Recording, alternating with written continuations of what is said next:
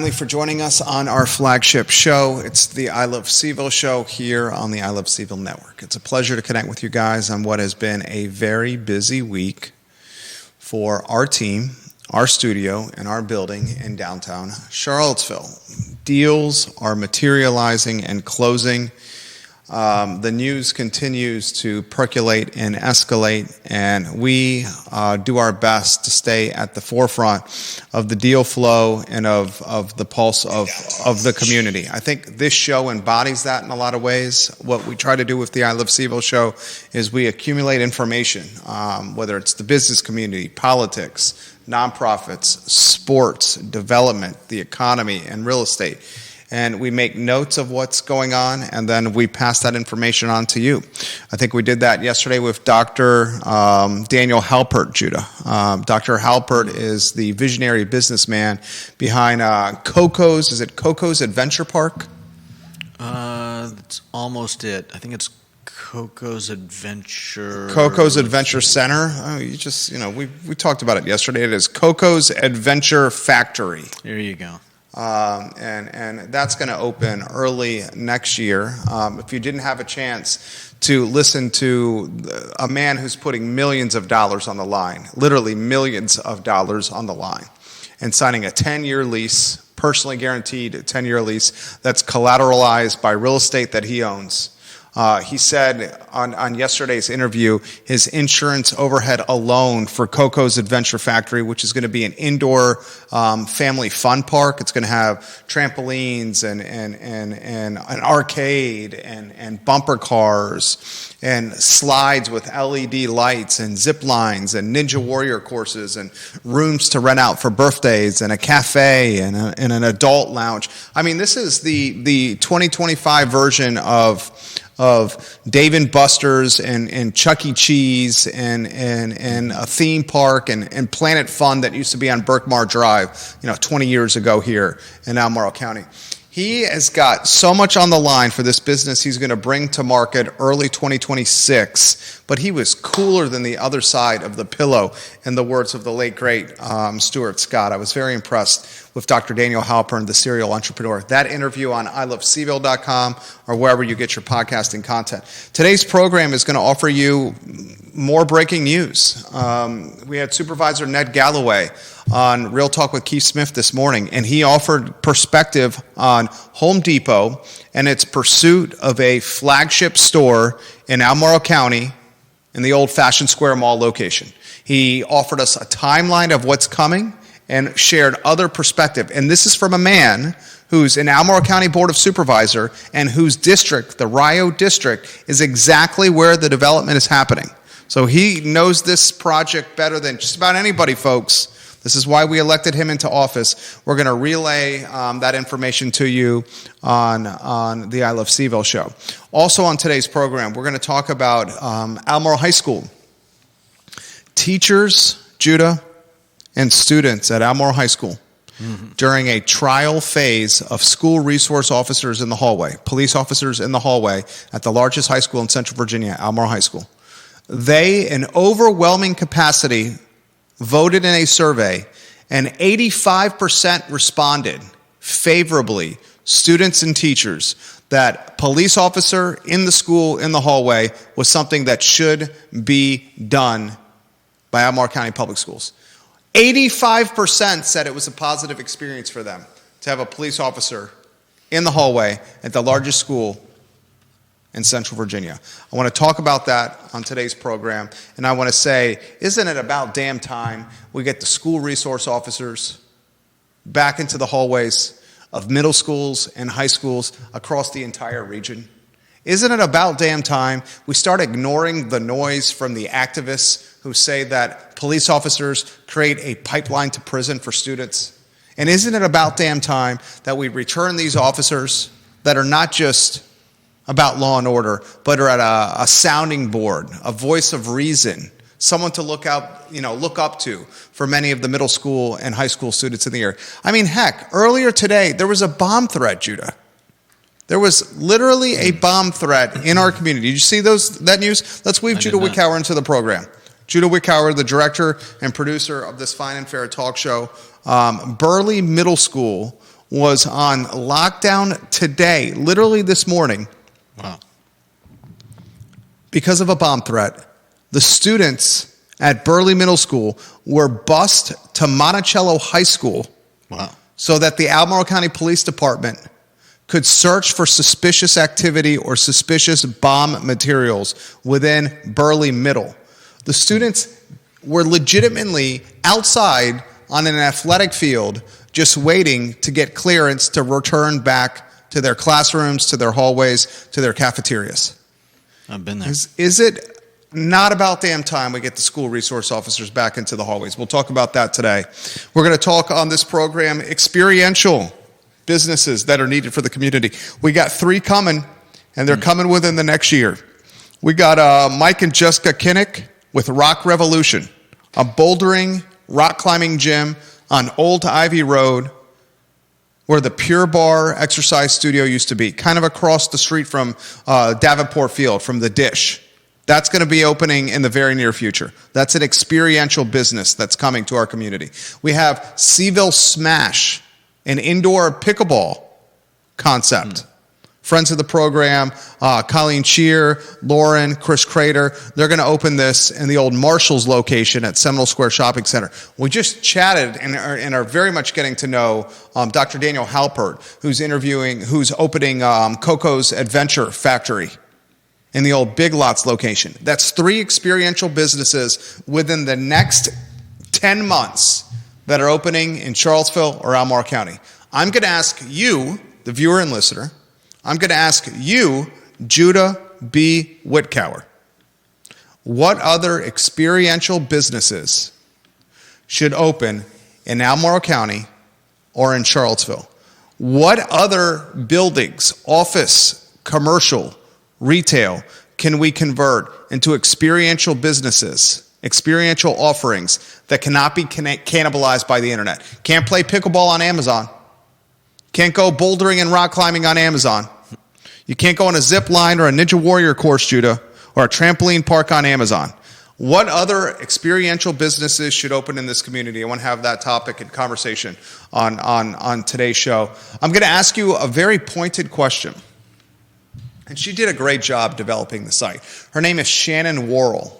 Shannon Worrell of the Worrell family locally in this community. You familiar with the surname Judah Worrell?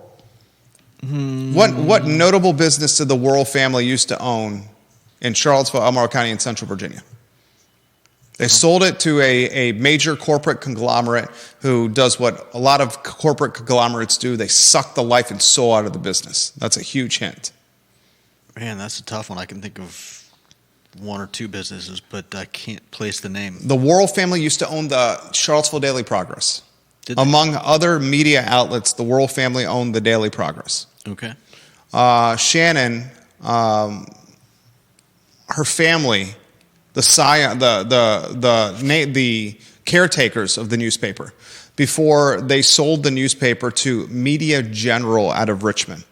Media General I used to work for. First job, I actually took the job before my 3rd year at the University of Virginia. Worked there for years, post-school, part-time, full-time editor, before launching this business, good night, May of 2008. This business is about to celebrate its 17-year anniversary, Judah, on May 29th of this year. When did the Worrells sell it? The Worrell, I'd have to find that. That's a great question. Daily Progress, Worrell family. See if we can figure out when that was sold. The newspaper was, when did the Worrell newspapers, if Neil Williamson, if you're watching the program, that'd be a great question. Media General purchased the Daily Progress from the Worrell family. Then they sold it to Warren Buffett's media company. Warren Buffett sold the Daily Progress and a number of other newspapers to Lee Enterprises, the current owners of the Daily Progress. There's 2 media companies that are publicly traded that I think are... it was 95. Worrell family sold it to Media General in 1995?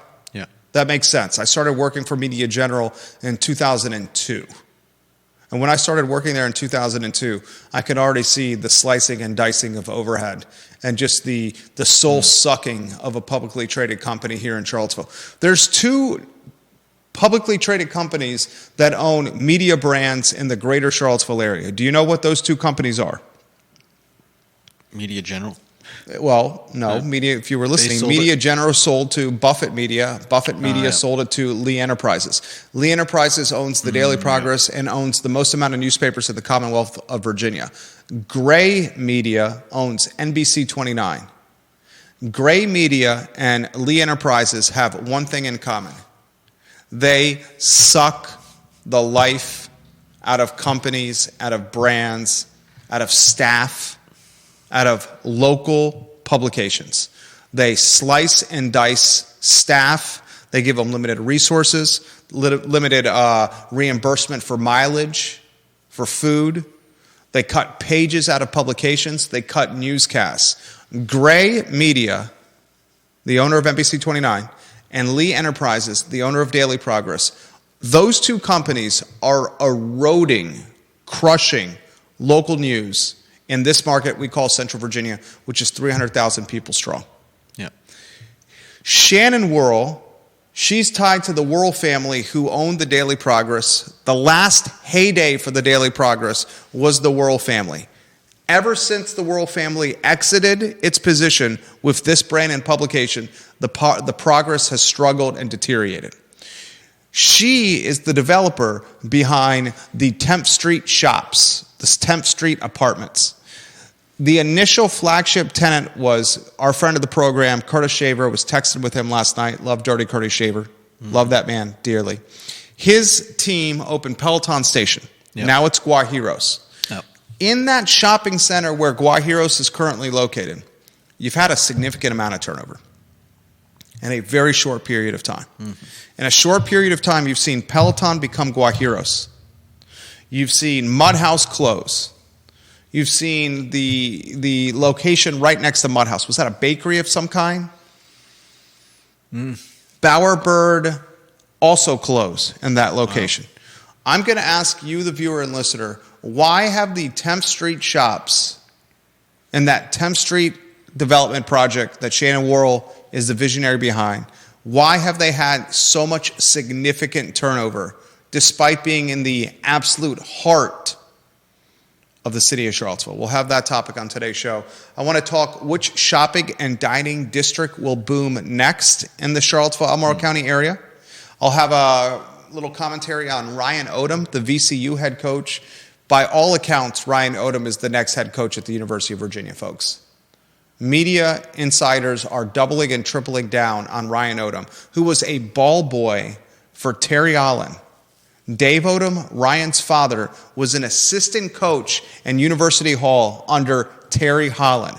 Ryan Odom grew up as a ball boy on the court at University Hall, U-Hall, now torn down, the former site of where Virginia men's basketball played. He also was the head coach of UMBC, who upset the University of Virginia, which was the greatest upset in NCAA tournament history, a 16 over a 1 seed. Is it a full circle moment that Ryan Odom is now going to be the head men's basketball coach potentially at the University of Virginia?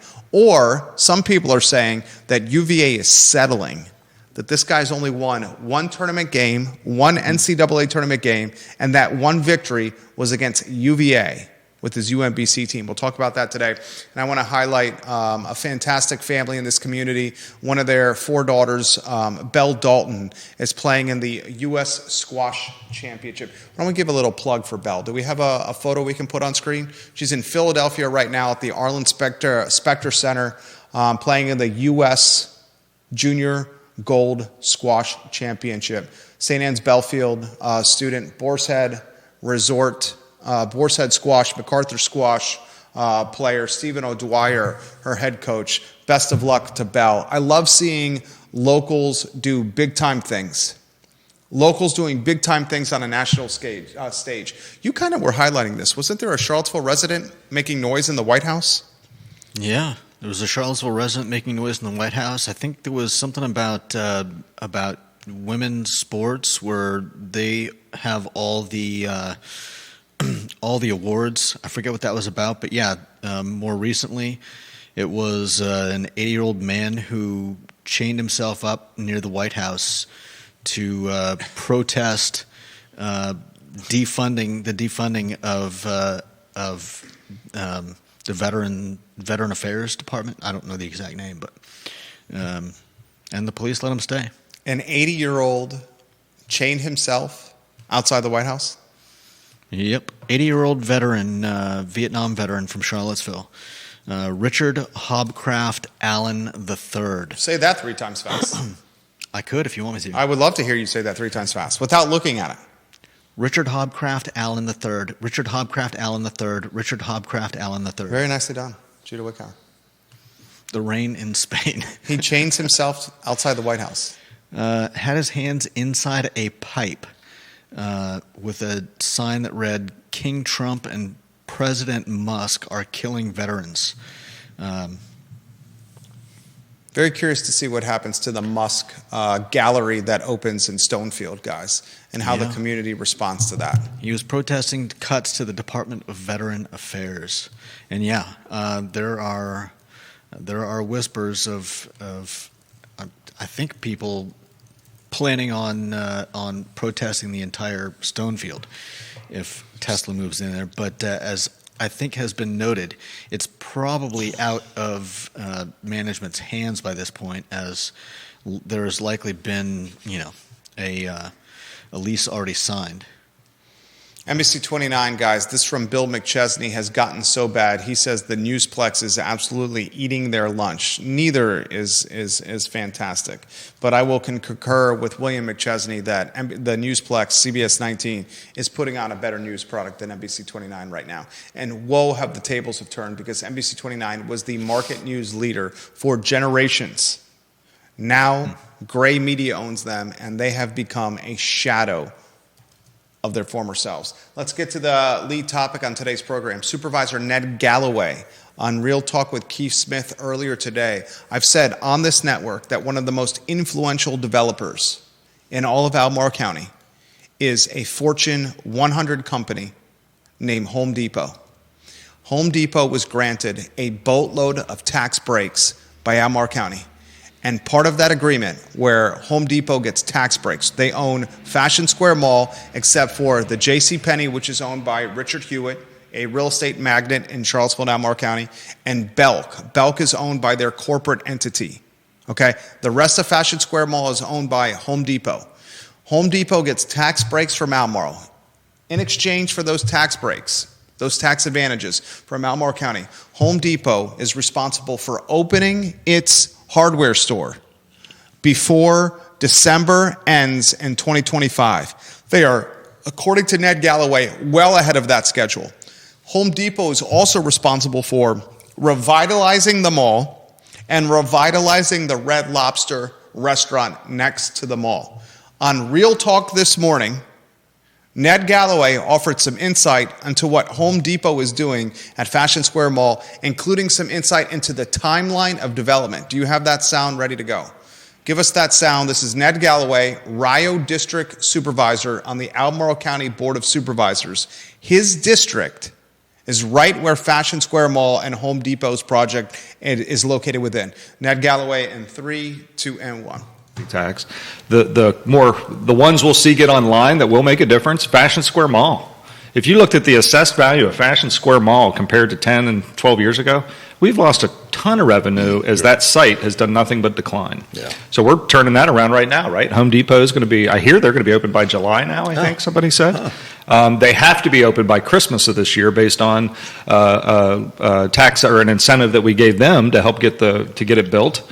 Good for Albemarle County because it meant that they were going to open sooner. We also got an easement for about, 95% of a road realignment that we're interested in doing behind the mall on Hillsdale Drive. And that would have cost $8, $9, $10 million in today's dollars. Who knows what it would cost in 5 years or 10 years. So when that Home Depot opens, we've got the Public Safety Center over there on the other side that a different owner owns, the old JCPenney site. Belk has got its own little thing. But Home Depot Home Depot will own most of that property. And once they get the box store open, then they have to go, all right, now what are we going to do and redevelop? And if they make some efforts to achieve our small area plan, then you can start to see some mixture of retail and residential. And I hear Home Depot has done some of that in other places. They're not just box store. They do other types of developments. Ned Gallaway, ladies and gentlemen, on Real Talk with Keith Smith this morning. He says, I hear Home Depot open by July. That's great news. Great news. He highlighted in the show this morning the impact of having Home Depot and the Fashion Square Mall project finish. This is significant tax revenue that is missing from Albemarle County right now. Significant revenue that's missing right now, having that Fashion Square Mall site be a what? A ghost town? A shanty town? I mean, how do you describe the Fashion Square Mall site as just completely empty? I mean, you may remember I went and took photos of the mall back when there were still shops there, and it was a ghost town. I can't imagine what it looks like now. Do they even bother to turn the lights on? Great question. July, ladies and gentlemen. A little piece of fresh news for you that will hit the legacy and media cycles, because I see the legacy and old media watching us right now on the I Love CVille show. This is you can make a convincing argument, one of the most significant development projects in all of Albemarle County, the sixth largest county in the Commonwealth of Virginia. The gateway, maybe the most important gateway in Albemarle County. What would be a more important gateway in Albemarle County than the Rio Small Area Plan, the Rio Road Corridor?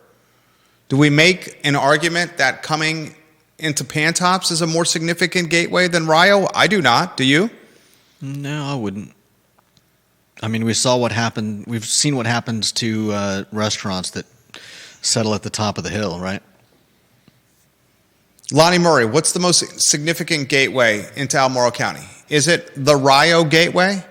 Is it the Ivy Western Gateway that's the most significant? Is it the gateway from Nelson County, Afton into Crozet that's the most significant? Is it Southside Charlottesville Gateway that's the most significant? 5th Street Station, Avon Extended, that urban ring entry corridor by Mill Creek and Redfields and Mosby Mountain, Lake Renovia, is that the most significant? I am convinced the most significant and noteworthy gateway into Albemarle County, the one of the most prestige and importance, notoriety, most vehicle traffic, most eyeballs, is the Rio Gateway. It's the gateway to UVA in a lot of ways. It's the Forest Lakes Holly Mead Gateway and corridor. There's a boatload of residential housing there. And a Fortune 100 company. I mean, is Home Depot a Fortune 50 company? Home Depot, Fortune, let's see, Fortune 50. They may be even a Fortune 500 company. I'll give you the Fortune 500 right now. Home Depot is... You see if you can figure that one out for me, Jude. I'm getting in the weeds right there. I would say it's at least a Fortune 100.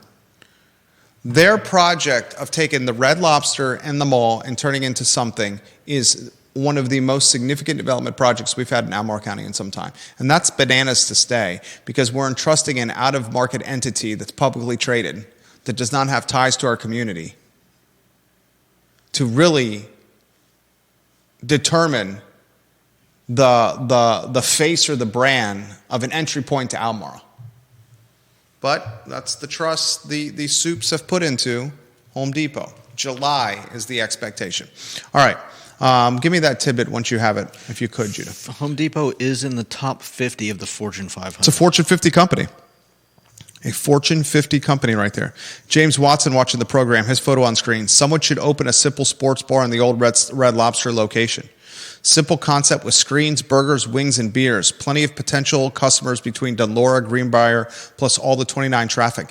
That could be an interesting answer for the question that we're going to ask later in the show. What experiential business is missing from Charlottesville and Albemarle County? James says 29 is the most significant. It leads from the airport to D.C. and back. 1,000% agree with James Watson. 99.9% of the time, I find myself in alignment and agreement with James Watson. I sincerely mean that. A smart dude. I sincerely mean that, James. think about the sports concept, the experiential concept. Now, people are going to say, Jerry, a sports bar is not an experiential concept. But what if the sports bar was combined with sports aspects? Tell me why we don't have a Top Golf in Albemarle County. Why is there no Top Golf concept somewhere in this area with the money and the wealth we have? There's Top Golf everywhere. Why not here? Why does someone not create a sports bar concept with a golf or with ping pong or with darts? You know how much it costs to go bowling? A family of 4 to bowl 2 rounds, 2 games? We're talking over $100, $150, ladies and gentlemen, depending on the time of day. Dairy Market is trying to get into the experiential concept with the duck pin bowling, Judah, in the old South and Central location. We'll save that topic for later in the show. What experiential concept is missing from the area? There's 3 opening in the next 10 months. Rock Revolution on Old Ivy Road, bouldering and rock climbing. CVille Smash indoor pickleball at the old Marshall's location in Seminole Square. And we also have Coco's Adventure Factory, an indoor adventure entertainment center opening early next year. Next topic I want to cover on the program, Judah B. Wickhauer, Jack of all wits, and I'm very curious of your opinion on this. Viewers and listeners, let us know your thoughts on this as well. How about the survey results from Albemarle County, Albemarle High School? There's a test period that's going on, and a school board member, Dr. Kate Acuff, highlighted these results. There's a pilot program going on at Albemarle High School, as you get that lower third on screen. A school resource officer. What's another name for a school resource officer, Judah? SRO. That's an acronym. What's another name for them? Police officer in the school. That's a school resource officer. Hall monitor. A police officer in the school. Albemarle High School is doing a pilot program. Listen to the survey results from a 2024 survey that was just released. 800 Albemarle High School students were surveyed. 85% of that 800 students think a police officer in the hallways is a good thing and it makes them feel safe at school. Teachers also equally on board. You have a pilot program at the largest high school in Central Virginia, the school in a lot of ways that has a lot of, Charlottesville High School and Albemarle High School are the 2 schools that have the most, how do I put it in perspective? Challenges, okay? I'll use the word challenges. 800 kids surveyed, the teachers surveyed, 85% say, please, dear God, give us the police officer in the school. 85%, ladies and gentlemen. It's about darn time we listen to students and teachers who are in the hallways every day, and they're begging us through this survey to bring the officers back to the hallways. You okay, Judah? Try not to sneeze. Okay. 85% plus. Why do we not roll this out across all the other schools? I'll catch heat for that. People say pipeline to prison, Jerry. Pipeline to prison. Pipeline to prison. Police officers have no role in schools. I don't buy that. We just had a bomb threat at Burley Middle School this morning. I wonder if those assertions are manufactured. Of course it's manufactured. It's manufactured. Is manufactured another name for manipulation? Possibly. Abusing the narrative? I don't know about that. I mean, the kids and the students want the police in school. Yeah. Should we be listening to the kids and the teachers? Or should we be listening to a group of activists that say this is bad, bad, bad, bad? I would, 85%. I'm with you. I agree that they're a good thing. I think that, it's better than having to call the cops and police officers. Bring them police officers and bring them storming into a school.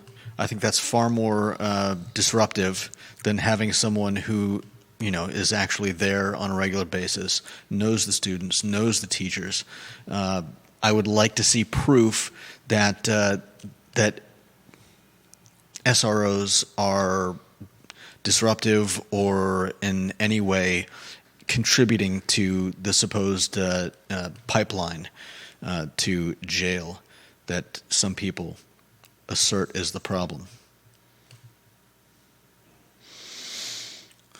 put them in the schools, folks. Let's put them in the schools. Let's get over the situation. I've been here 25 years in August. I've called Charlottesville and Albemarle County my home for 25 years this August. I came here as a first year at the University of Virginia. I've gone from first-year student at University of Virginia to married man and father of two and a business owner that's 17 years into his self-employment journey in May of this year. I've grown up in this community. And my entire 25 years in this community, I've never seen the community more fragile when it comes to gun violence than it is right now. We had Albemarle County Commonwealth's Attorney Jim Hingley on the program, last week, the week before? Mr. Hingley's office is transitioning in some parts and putting more of a focus or emphasis on personnel and priorities with gun violence crime. Mm-hmm. He said that in our interview. Albemarle County, Crozet, Harris Teeter, father killed, retired nurse practitioner killed by a mentally ill, mentally troubled 25, 28-year-old that was known as the gentle giant in the community of Crozet. We have gun violence concerns, and one of the ways to appease or solve or alleviate or manage is by having more eyeballs on site, more boots on the street, and that absolutely includes our schools. Yeah, it also relieves teachers of being forced to, take on that role, which they really shouldn't have to do. Kate Schartz, Queen of Ivy, watching the program, her photo on screen. When she leaves a comment, I read it on air immediately. She says, if they don't listen to the survey results, she highlights the fact that Meriwether Lewis Elementary, more than 90% of those that were surveyed, parents, teachers, and others, said keep the name Meriwether, and they did not listen. Yeah. I think with school rebranding, it's a fair point that Kate is making. Thank you for making the point, Kate. School rebranding, Superintendent Matthew Haas and the school board ignored survey results. They did a lot more than that. When it comes to school resource officers in schools, that's completely different category of ignoring. If you ignore students and teachers when it comes to saying yes to a police officer in the school because of safety concerns, that is malpractice and negligence. Especially if something eventually happens that could have been prevented by the presence of an SRO. Bingo. And we've had enough violence in this community, folks. Sandra McDaniel watching the program. I love the idea of the police resource officers in schools. Sandra McDaniel, if you have her photo on screen, I think they contribute a lot to the students and to the schools, leads to a much safer environment. Amen.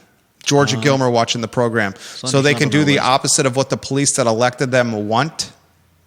She's highlighting the fact that they ignore, the school boards ignored survey results. School board, learn from your predecessors. They ignored school survey results, school board members, and that type of governance created a sense of lacking trust, disingenuous governance. And that's not what we need right now with this community reeling with vulnerability, whether it's Naeem Hill, whether it's Justin Barber, whether it's a guy that's carrying a knife and stabbing people outside of a church, whether it's the murder of 3 UVA football players on grounds, and the healing that's still being done A11 and A12, post A11 and A12. Elliot Harding watching the program. Love Elliot Harding. Talented defense attorney. Yeah, they don't want a school shooting. Let me get to his comment. Comments are coming in quickly here. It just slid down the page for me. Elliot, I'm going to get to your comment. When he leaves a comment, I read it live on air immediately. Elliot says, yeah, they don't want a school shooting. Every school should have an armed and well-trained officer sitting in a room, buzzing people in and out, just sitting in the lunch area in case there's a fight. The issues come up when they start nitpicking on minor stuff, but generally we need security in schools, responsive versus affirmative policing. Amen, brother. Yeah, great points. Fantastic points from Elliot Harding. We got to get him back on the program. 100% agree with that comment. 100% agree. put the metal detectors at the schools too. I was just going to mention them. Why are the metal detectors at athletic events, but they're not at the entry to the schools where there's the most amount of human bodies located? Makes no sense to me. You walk through a metal detector at a football and basketball game, at a baseball game, but you don't walk through a metal detector when you go to schools. It's just idiocy. Idiocy. Next headline. Judah Wickhauer, what do you got? Next up, we have the UVA Board of Visitors pushing back on tuition increases. Good. I applaud the Board of Visitors here. Glenn Youngkin has 13 appointments on the Board of Visitors. Yeah. How much longer could the University of Virginia continue to raise tuition on students? They were going to. Oh, I know they were going to.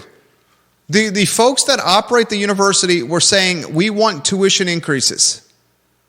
They're making it with these tuition increases where it's only the 1% that can attend a public university. The flagship university of the Commonwealth is not a university that's intended for only the wealthy. If you want a university that's intended for only the wealthy and for 1% in the Commonwealth of Virginia, University of Richmond's a good one. Great school, University of Richmond. You got to have a boatload of money to get into the University of Richmond. Washington and Lee is another one. Got to have a boatload of money to go to WNL. Hampton-Sydney is another example of a very expensive college to attend, Hampton-Sydney College. Okay? But a public university that relies on funding from the Commonwealth should be a university that opens its doors to the entire socioeconomic student spectrum. And by raising rates to levels that only the wealthy can afford, we are creating an old boys and old gals school of wealth. And this after Youngkin basically canned the what was it? He canned the use of what was it? I'm sorry. My mind is drawing. I have no idea what you're saying. I know. It'll come back to me. Can the use of what? Diversity, equity, and inclusion? No. Something else. I'm drawing a blank, though. The University Guide Service? They were actually, no. In December, the board actually approved a 3% increase in the base tuition for in- and out-of-state undergraduates. Now that the political climate has changed in the Board of Visitors, they're asking for, they want to take a deep dive into the budget numbers and are looking to have cuts in the administrative overhead and freeze tuition. Here's a tip for the University of Virginia. Unbloat the payroll. Chop the payroll down. Figure out a way to make the school run more efficiently with less administrative bloat. How's that for a solution? It's always good. It's not just charge more and more, because the kids you're admitting into the school are just wealthy kids. And if you don't think that has an impact on Charlottesville and Albemarle County, you're not reading the tea leaves correctly. By only admitting wealthy students to the University of Virginia, that means the folks that control the housing, the landlords around the area, can jack up rents to whatever they want because they know the parents of the kids can afford it. And when the landlords around the University of Virginia continue, and I have no problem with jacking up the rent. That's the free market. I'm a landlord. We have 24 tenants. That's the name of the game. But if the University of Virginia is only going to cater to a wealthy student body, that means the landlords can continue charging whatever they want. And that creates rental comps. And those rental comps start dictating the pace and the rents for all of Albemarle and Charlottesville. There's a reason the villas at Southern Ridge was a good chunk of the villas at Southern Ridge. 101 units were purchased by Levy & Co., a real estate company out of Henrico, Virginia. There's a reason Barracks West was purchased by an out-of-market real estate company. There's a reason Cav Crossing was purchased by a Northern Virginia real estate company. We had 3 prominent real estate purchases made within the last 12 months, ladies and gentlemen. And why are these out-of-market companies, ladies and gentlemen, buying Charlottesville and Albemarle County positions? Why did Barracks Weston Apartments and Townhomes, 324 units, why were they purchased for $56,750,000 by Northern Virginia's West End Capital Group in February of 2025? We broke that news here on the I Love CVille Show. Why was the villas at Southern Ridge, 101 of 240 units, purchased for $11 million by Henrico County's Levy and Company in November of 2024? We broke that news on the I Love CVille Show. And why was Cavalier Crossing, all 144 units, purchased for $20,500,000 by Bonaventure Multifamily Income Trust out of Northern Virginia? News broken by CVille Tomorrow. Because these out-of-market companies know that the University of Virginia is choosing a student body of one percenters. Why is National Development Company Subtext building 1,300 plus beds on Stadium Road? Because they know the University of Virginia is only admitting wealthy one percenters. Why is Graystar building 500 units down Ivy Road by St. Anne's Belfield and across from Belle Air, the neighborhood? Because they know the University of Virginia is admitting wealthy students. It's in a tremendous ripple effect by only having the one percenters here in Charlottesville with Mercedes and BMWs and mommy and daddy's black Amex. I salute the Board of Visitors. This is not about politics. This is not about conservatism, liberalism. This is not about Youngkin. But since Youngkin's had 13 of 17 appointments on the Board of Visitors, we've seen a lot of changes at the University of Virginia. Yeah. We saw a significant investigation that led to the surprise resignation of CEO Craig Kent, the head of the UVA health system. Yeah. We saw an investigative report that still the community hasn't seen when it's tied to the triple murder of 3 Virginia football players. We saw an investigation that's currently happening right now with the pro-Palestine pepper spraying protest in May of last year. This Board of Visitors does not mess around. And this Board of Visitors' vision for the university is extremely different than the vision of the head honchos of the University of Virginia. That's why you saw the Jim Ryan's lieutenant, the provost of UVA, just leave for, is it Middlebury College? Is that the one in Vermont? You helping me with that, Judah? Is Middlebury in Vermont? Right. Middlebury College in Middlebury, Vermont. He goes and takes that job. This guy leaves the number 2 position at the University of Virginia to go be the president at Middlebury College in Vermont, where it's single digits on a nice day. Oh, come on. Is the president of Middlebury College a vertical move versus provost at the University of Virginia? A genuine question for you. With everything going on at UVA right now, I would think just about anything is a step up. Here's the extremely interesting thing. Ian Balcom is going to be the president of Middlebury College, right? Mm-hmm. If you were to Google UVA provost office, Ian Balcom's name shows up on the Google rank for provost at the University of Virginia. Here's a tip, UVA. And Judah and I do this. Our firm does this professionally for a living here. Work with your keywords and your metadata and how you are coding and managing the back of end of your website. So Ian Balcom is not showing up when you Google Provost UVA because he's now the president of Middlebury College. This is where Judah's going to say, oh, it takes a while for Google to crawl websites and make this metadata change. That's what you're going to say, right? It's the truth. It's been a while. If you click Ian Balcom's page here, it goes to a page request could not be found. Is that a 404? Yeah.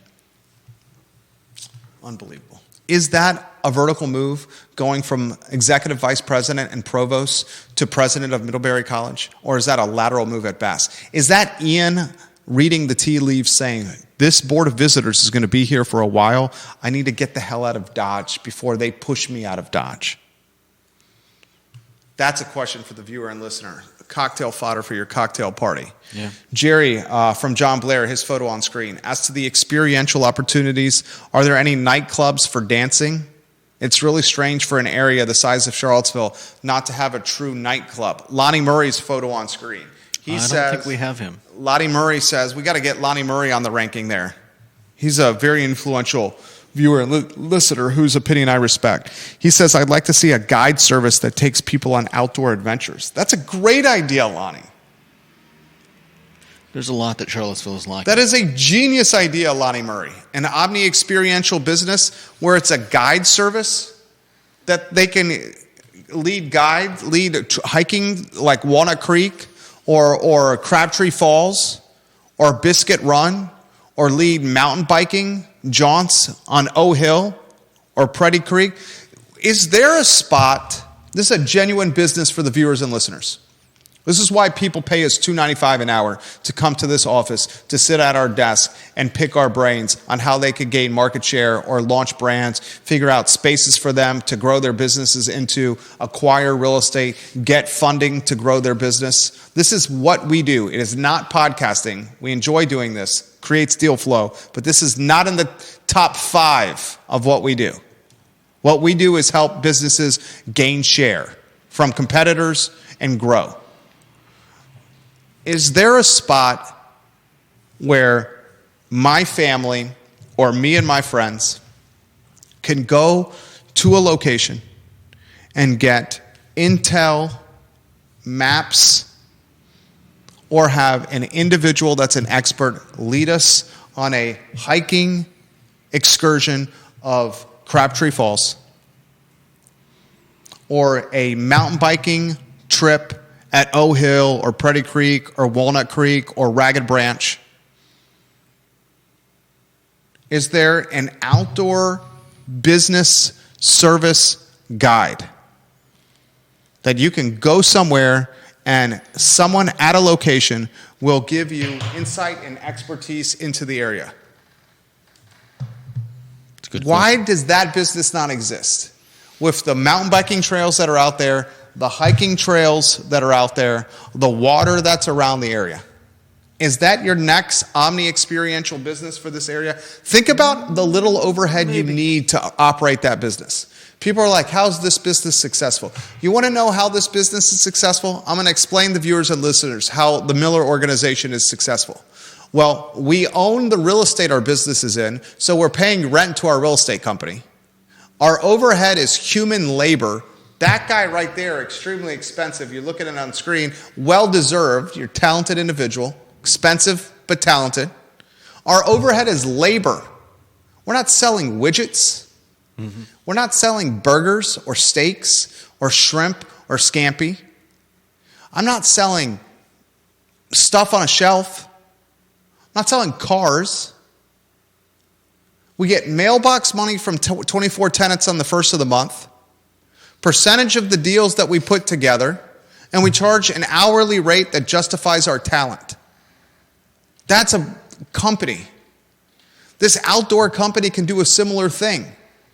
They don't even need to stock the bikes, Judah. And if they did stock the bikes... Why wouldn't they need to stock the bikes? Because people have mountain bikes. Some people. If they want to go on a mountain biking excursion, they can do as an additional profit center, rent the bike for $100 a day from the company. They can spend $1,500 on the bike, $2,000 on the Trek, $2,500 on the Specialized, or whatever the hell these mountain bikes cost. How much is a 29-inch? It's got to be a 29-inch tire because those are easier to navigate. Wouldn't you say, Curtis Shaver? It's got to be a 29-inch tire. How much is a 29er Trek run these days? Couple grand? You buy a Trek for a couple grand and you rent it out for $100 a day for the people who need it? You take one of your guides and do a hiking excursion or a mountain biking excursion? Will you end it with beers at a brewery or wine at a winery? You just don't need a lot of overhead to run this business. They all sign waivers that there's no liability tied to the business. Boar's Head actually has some of this. our son is doing one of these this summer at the Borset Adventure Center, Borset Outdoors. Nice. The Outdoor Outfitters. He's doing an outdoor camp. That's cool. With these folks. But that's not open to the public. And you know how much that outdoor camp is for a week? I don't want to know. Credit card literally just got billed for that. I can tell you right now. $500. Yeesh. A 6-year-old. An outdoor camp for the week. $500. Yesterday when we were talking with Dr. Daniel Halpert, which lower third do you have on screen? The lower third you should have on screen right now is Experiential Business Ideas for the CVille area. That's the one you have? Excellent work. Yesterday when we were talking with Daniel Halpert, the doctor, about Coco's Adventure Park, he was talking about, you know how much it costs to have a birthday for kids? And I was like, well, surprisingly, I do. My 6-year-old is turning 7 on the 20th of March. And he had 2 options for his birthday. He made a grown-up decision. My wife and I said, we can have a birthday for you and 19 of your closest friends, 20 kids, and we can do the Nerf gun. Closest. The Nerf gun battle. It's his class. We can do a Nerf gun battle where they shoot Nerf gun darts at each other for 90 minutes and then go have a birthday party in a room for 30 minutes where we celebrate you and eat cake. The cost to my wife and I for that 2-hour period, $700. $700. Wouldn't it be cheaper just to buy your own guns? Then where are you going to do it if you buy your own guns? Through the mail slot, yeah. Where are you're going to buy 20 Nerf guns? Park? How much? That's perfect. If you want to just leave it right there, yeah. Thank you. If you're going to buy 20 Nerf guns, how much 20 Nerf guns cost? Less than $700. I don't think so. You don't think so? I don't think so. 20 Nerf guns. I would say those are $40 a piece. That's $800. How much do you think 20 Nerf guns cost? 20. Let's go. Nerf gun. What am I even looking for? Shooters. Nerf gun shooters. $15, $18 a shooter, and these are the piece of crap ones. They're easily $20 a shooter. The ones they have are like the big super soaker type shooters that look super cool and fire the Nerf dart like 30 yards.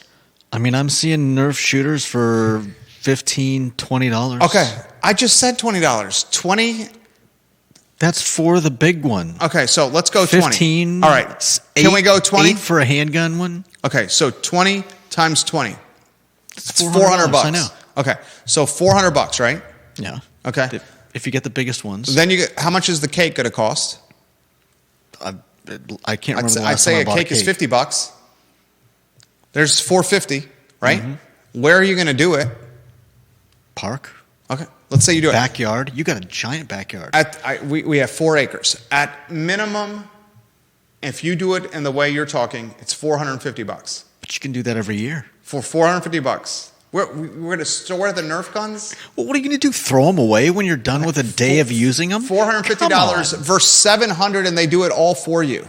And you do absolutely nothing. And it's a controlled environment. You have a party room, and you don't have to have 20 Rugrats at your house.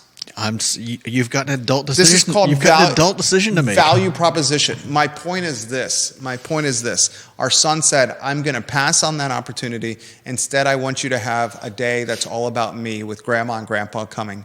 Mom and dad spoil us. I want to go to my favorite place. He loves the pretzels at Mellow Mushroom. Nice. He wants Pokemon graded Charizards, which I'm on the hunt for a graded Pokemon Charizard now. I had to go to Richmond for one, and now I have to get him another one. Jim Hingley offering some perspective here. Thank you, Jim Hingley. I sincerely appreciate you. He says, Ian Balcom takes office at Middlebury on the 1st of July, according to the Middlebury website. He stepped down at UVA this month, but it does take some time to reflect this on the website. And he agrees with you, Jude, on this, that it takes... Judo is right, Jim. You're 100% right. It takes a while for Google to update the metadata on a website. This is the business literally that we're in. We're going through this right now. Are we not? We don't have to say that. It can take weeks. We don't have to say the development firm that we're about. It can take weeks, and it's... we're literally doing this with the developer right now. You're at Google's mercies because sometimes it's got everything that it's supposed to have and it still hasn't changed anything. Yeah, right. It's literally can take a long time. So to Jim Hinchley's point, to Judah Wickar's point, you're right. It could take a while. Mm-hmm. I do find it odd that Ian Balcom is still on the university website. Is he still on the website, though? He's. You found a 404 page. It's the metadata. You're right. The bio's been taken down. But the Google crawl hasn't completely removed him from search. Right. It shows you the value. This is what we're talking about with the developer. It shows you the value of the search ranking. Mm-hmm. Right there. I still am of the mindset that he leaves as provost and executive vice president of one of the most noteworthy universities in the world because he sees that the politics of the Board of Visitors is changing and he's very much in the crossfire. Like, what's Balcom's job security if Jim Ryan gets bounced? He's probably also, if he doesn't already have a head full of gray hairs, he's probably producing them at a higher than standard rate. I got a head full of gray hairs just from talking about the craziness around UVA. I know. Imagine being the executive. Look at this. I know, me too. Imagine being the executive vice president who has to manage the craziness at UVA. We're just talking about it and we're getting gray hairs. Isn't it weird? The older you get, the less hair you have on your head and the more hair you have in your nose, your back, and in your ears. Is that God playing a weird trick on us? You're going to get older, the hair's going to go away from your head, and it's going to go inside your ears, inside your nose, and on your back. It's going to disappear from where you want it and appear everywhere else. Yeah, what the hell is that?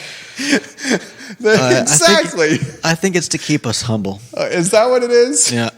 It's exactly what it is. Jeez Louise. My dad's got a great poem about that. A great poem about nose hair? About staying humble. Oh. That was a poem as about you age. Nose hair.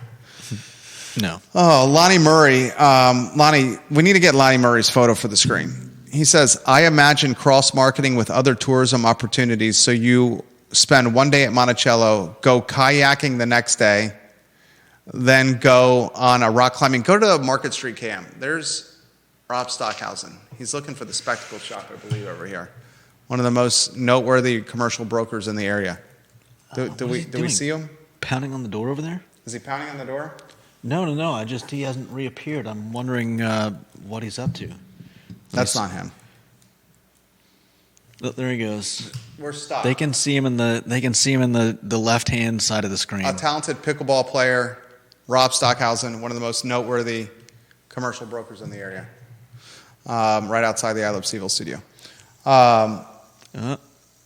There he is right there. Always dressed well. He's got some Ray-Bans on. Look at him, dressed well. He's a great pickleball player. I think you might find the glasses shop. Yeah, he's looking for the spectacle shop. It happens all the time. This is another example of Google mismanagement. This is literally part of what our firm does, is provide strategies of how you can gain market share. One of the strategies you should realize is the importance of Google. The Spectacle Shop, which I love, owned by John Bright, friend of the program. It's got a pin on Google Maps that is not on its exact location. And Judah and I probably see a dozen times a week people going, 50 feet in the wrong direction of the Spectacle Shop? Oh, They come into here and say, can I buy some Ray-Bans? I'm like, dude, do you see any Dolce & Gabbana and Versace frames in here? Do you see any Revo or Ray-Bans in here? All we got is Judah. We don't have any. Nice to meet you, man. Yeah, it's wild. We've had people come in here from like companies that were looking for, I don't know if it was water lines or power line, I don't know. But anyways, they're like, well, it says here that the such and such for this building is, and we're like, no, sorry. But I think that goes more to show that Google is not all powerful. And no, Google is only as good as the user. Google is all powerful. You just have to use it the right way. You were just talking about how Google is wrong in a lot of places. But with this particular map issue, they could change the map and eventually it would be updated. Eventually. Yeah, eventually. They just haven't done it. This has been going on for years. We've seen these people come in here. We have one of our properties that has the pin like around the Which corner. one is that? I don't remember which one. What? I didn't know this. Which one is that? I don't remember. We have one of our properties not pinned correctly on the map? I'm pretty sure. You haven't fixed that? I don't know that it's necessarily like one of ours. I just mean like something from I didn't know that. The Macklin building is pinging like right around the corner. Okay, well, that's news to me. Thank you for bringing that to my attention. I will take a look at that after the show. All right, it's 1:40. We got to go make some money here. What other topics that we have on the program here? Do you know why there's been so much turnover at the 10th Street shops at Shannon Worrell's development? Do we straight up attribute it to parking, Judah? Peloton Station is Guajiros. Dude, Mudhouse can't make it over there. You're what? Mudhouse could not make it over there. That's damning that Mudhouse, a beloved brand, could not make it there. Why so much turnover at the 10th Street shops? I think Charlottesville is just an odd place. I've said this before. So much of Charlottesville does not make sense to me, and it just doesn't feel, I don't know, cohesive, maybe? Okay, succinct answer here. That was cohesive. I mean, succinct. You're saying that 10th Street shops are not making it because Charlottesville's not cohesive? Yeah. How about this for a succinct answer? I've been there. The 10th Street shops aren't making it because there's not enough parking at the 10th Street shops. Maybe. I don't know that I agree with that. You don't agree with that? Viewers and listeners, do you agree with that? Georgia Gilmer absolutely attributes it to parking. It's still, no matter what livable Charlottesville wants to do, no matter what the Gillikin gang wants to do, it's still a vehicle, automobile, car, and truck-centric community. Oh, 100%. If Charlottesville is terrible for walking and biking. Exactly. Okay? It's as clear as day to me. You've had Mudhouse, you've had a bread company, you've had a bakery, you've had a restaurant, all turnover there. All turnover. Kate, people are boycotting Stonefield because of the Tesla Elon Musk gallery that is coming. Kate asked that question. It hasn't even arrived yet, and it's already begun. Doesn't it get exhausting having all these boycotts and all this? I'm not going to support. I imagine it must get exhausting. Isn't it exhausting? Angry doing all this protesting? And doesn't it make you so bitter and angry, all this boycotting and protesting? Don't you get angry and hateful? I can't imagine. Do you just want to not sit on the recliner and kick your feet up and drink an Emperor of Clouds and eat a steak and cheese from Bagby's while watching 1923 season 2 on Paramount Plus? I mean, that's what I would do. Jeez Louise. All right, we're 70 minutes in here without stopping. We got to make some money here. Any other topics we got here? What's the next shopping and dining district that's going to boom? You put that on screen? What shopping and dining district will boom next? All right, friend of the program, Terry Hinderman, the mayor of Fry Springs. He's got a touch of a jeweler on a double squash court, and he owns a fair amount of real estate in this community. I love you, Terry Hinderman. I hope people that listen to this show pass this message on to you. I love you, Terry Hinderman, the mayor of Fry Springs. He owns Fry Springs Station, the real estate where Pie Napo Pizza is, and he owns the Maury Avenue Shopping Center where the donut shop is and the bike shop where Anna's Pizza used to be. I am going to make a prediction. The next shopping and dining district that's going to boom is that entire JPA Fry Springs corridor. When the biotech research park is finished, funded by $100 million from billionaire Paul Manning, the father-in-law of Chris Henry, the developer behind Stony Point and Dairy Market. Once the biotech school at Fontaine is finished, you're going to have an additional few thousand people working there at high dollar salaries. Fry Springs, the neighborhood, is gentrified big time over the 25 years I've been here. And it is a neighborhood of the wealthy, all within walking distance here. I predict that Fry Springs quarter is going to have massive success. Massive success as a shopping and dining district. I can see that. Massive success. Two more headlines. Ryan Odom is scuttlebutted as the next head coach of UVA.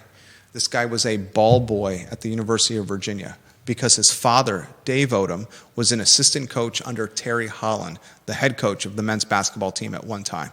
So the guy who is front and center as the replacement for Ron Sanchez and Tony Bennett is the current head coach of VCU, Virginia Commonwealth University. His name is Ryan Odom. This could be a full circle moment, as Elliot Harding said yesterday.